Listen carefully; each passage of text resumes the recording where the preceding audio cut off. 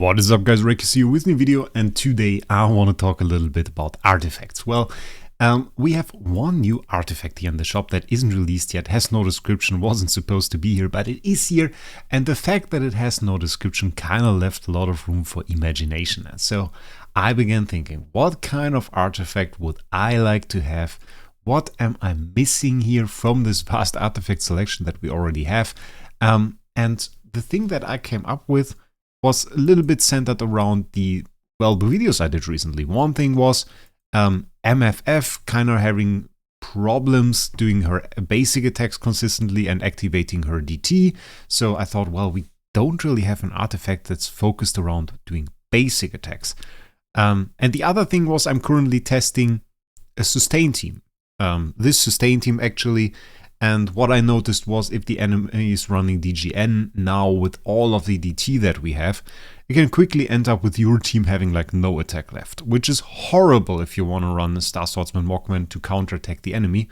And really, attribute reduction doesn't really cover it, and also for a lot of times you kind of have too much CC in the meta to really run it, because it's even more devastating if you can't attack. So that was a thing. So I thought, well, what would be kind of interesting would be an artifact that deals with attribute reductions, because we don't really have that. We don't have an efficient way to invest towards that, and also that has like some little downsides, providing a very good effect but with little downsides. So I came up with an artifact that I called the Heavy Burden, and what it does is, first of all, minus 100 speed, which is bad if you want to run something like TBB, but it's perfectly fine if you're running a reactive team, something like SSM. He can be a little bit slower, that is alright. Or DGN. If she attacks last, no problem at all there. Even for some CC teams, honestly, when I ran my TBB CC team, that would have been fine to run. Just be faster and then have your heroes be very slow to attack. Minus 100 speed sounds bad, but if you use it correctly, can be very good.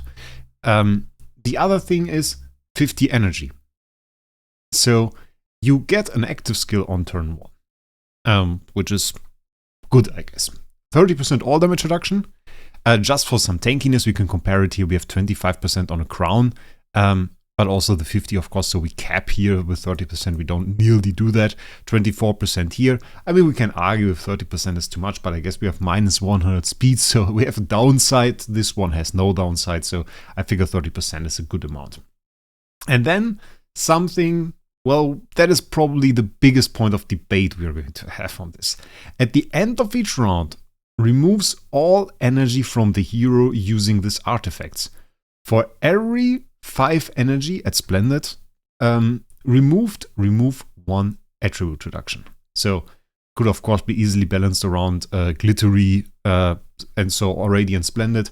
15 energy at Glittery, and then 10 at Radiant and 5 at Splendid. So if you have full energy, if you have 100 energy, you actually remove 20 attribute reductions. You can basically clear your hero from attribute reductions with that. Which gives you kind of a very nice form of attribute reduction control. Use this on a hero and he's basically more or less immune to attribute reductions. Which doesn't seem insane, but then, and we can do kind of a PvP fight. Let's do a PvP fight actually. We go into Horde 4, let's search for an enemy here. And can we use Bean? I don't want to fight a BQA right now, that's probably a bit bad. We're not really equipped to do that. Maybe let's just fight Arc. 8 billion power. That seems appropriate. And what you will see is that a lot of times you just see those 1 attacks popping up. And that was really something that you could combat by using a hero like that. But also, well, you get your turn 1 active, which you can use to, for example, activate the first part of Star Swordsman Mockman's DT. And then, going forward, your energy would be drained, so you would not get to the 12 layer part, you would sacrifice this additional power boost, but you would be able to consistently activate the first part of his DT, the counterattacks that we are going to see in a second. And that can be very strong, while of course also being a downside for certain heroes. So you have to implement it in the fight correctly, you have to make use of that correctly. And you have to be aware of the consequence. So in my opinion, it's an artifact that you can use very skillfully or in a very wrong way. Probably if you implement something like this, you will see some beginners using it in a horribly wrong way and destroying all progress that they made. But that's a sacrifice I'm willing to make, I'll be honest with you. So yeah, so right now you would at the end of a round see that this energy vanishes, and then probably most of the attribute reductions, if not all, would be gone. And you would not see huge piles of those rack up. Of course, also no active skills anymore from that SSM, which for PvE would be pretty horrible. For PvP, I see some uses for that. By the way, very nice counterattacks. The problem is, usually when I fight Arc, I lose to his BQA because that girl just survives all of the time. And what this team of mine really lacks is a finisher, a hero that can take care of this BQA. We don't really have that. So I tend to lose on the last meters against him, which is a bit horrible. Also see the attribute reductions racking up here. Not very nice. Not very nice, I can tell you. But he has a very strong team. And obviously, I mean, if you lose to something like that, I think there is no shame in that. 8.3 billion power is definitely a madness. So yeah, I thought, well, minus speed, bit of a disadvantage, bit of slower team, and then fighting attribute reductions is definitely a thing. If you have some attribute reductions on a DTV like this, it really doesn't hit that hard anymore. It's kind of mad. Currently we have no counterattacks. That is a bit sad. But this fight is actually going surprisingly well. We have some good RNG on our side.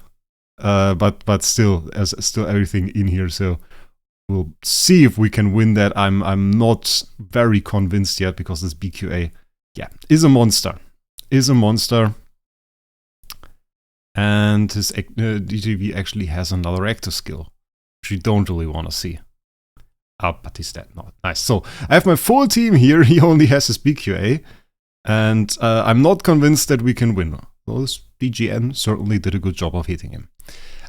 Yeah, so it's really, this artifact is all about playing around a bit with the DT skills, using them to a certain extent, and also beyond that, getting rid of attribute reduction. So we actually beat him, which I didn't expect. Okay, wasn't planned at all. I fought him like 8 times yesterday and lost every single fight. So for the video, of course, we now get the golden fight where we absolutely destroy him, despite him clearly being stronger. So yeah, shout out to Soul, shout out to Arc. Thanks for that. We are back in excavation site level 10.